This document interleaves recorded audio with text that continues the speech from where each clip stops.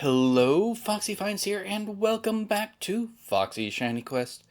This week, we're continuing on with the Gym Leader Challenge and... What? Really? Huh, okay.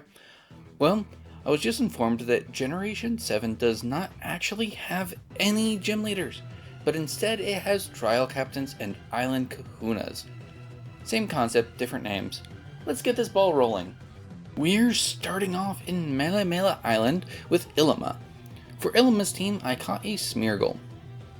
While you don't initially fight the Trial Captains, you do get to challenge them all later, and that's the teams I'm going off of. This Pokemon is really good at utility, and it has quite a few unique things about them. Smeargle only ever learns one attack, but they learn it every 10 levels, or they did until Generation 9, because now you can just relearn moves at any time. This attack is their signature move, Sketch, which only has one power point. When used, it will permanently copy the last attack, meaning that this Pokemon can learn basically any move. There are a few exceptions, but you can basically set up whatever moveset you want for this Pokemon.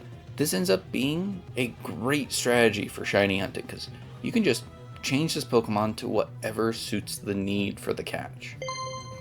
On a side note, its original Gold and Silver regular sprite and shiny sprite got swapped in the transition from Generation 2 to Generation 3. Next we move to Akala Island with Lana. For her team, we have Cloyster, clearly based off of oysters, with the head being the pearl. This Pokemon swims backwards by opening their shell and rapidly closing it. This Pokemon has a very high physical defense stat, so it sometimes is worth it to hit it with a move that's a special attack over one that's super effective but a physical move. On to Kiawe with his Fletchinder, a middle stage early bird Pokemon that isn't normal type.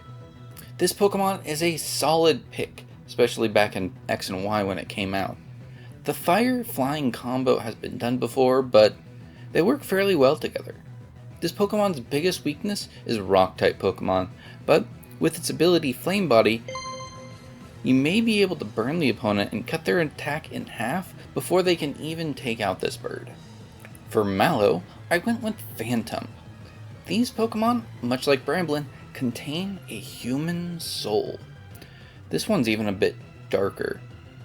These Pokemon are created when children get lost in the woods and let's just say they eventually inhabit a stump.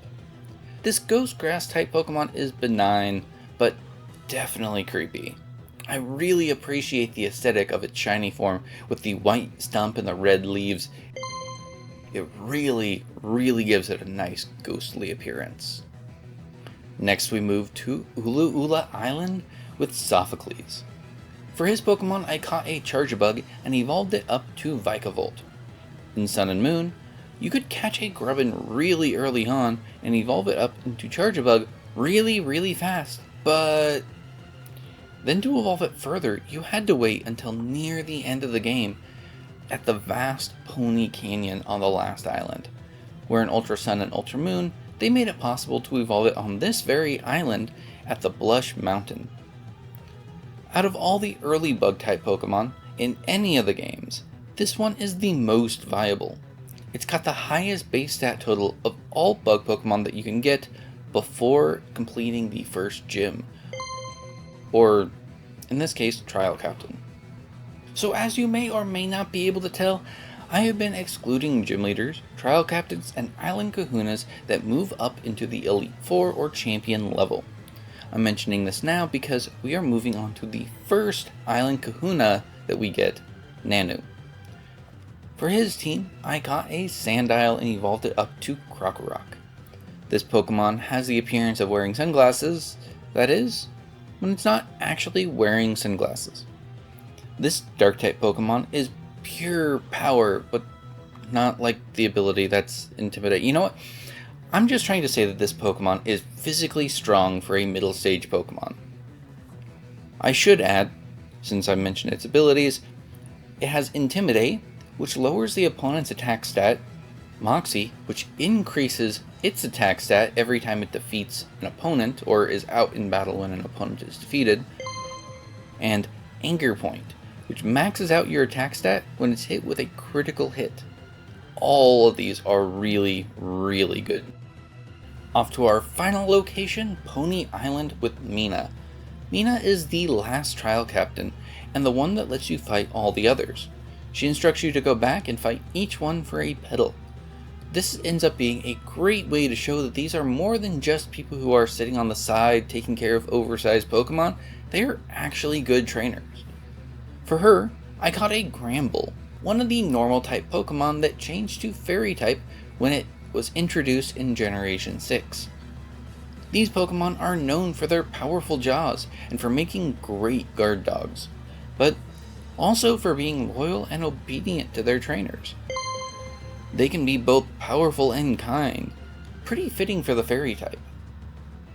And after the last trial captain, we move on to the last island Kahuna.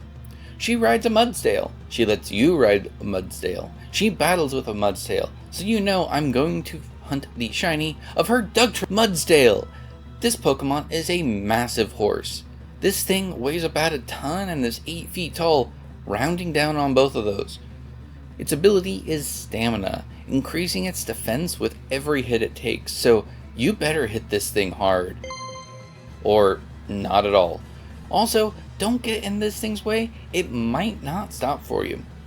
Despite a mix of trial captains and island Kahunas, the total number for this video isn't really any different than any other region. Well, at least most regions. Some regions have more gym leaders than others. Well, as always, my work is never done. I've got more shinies to catch and more videos to make. I hope you all have a wonderful week, and as always, happy hunting.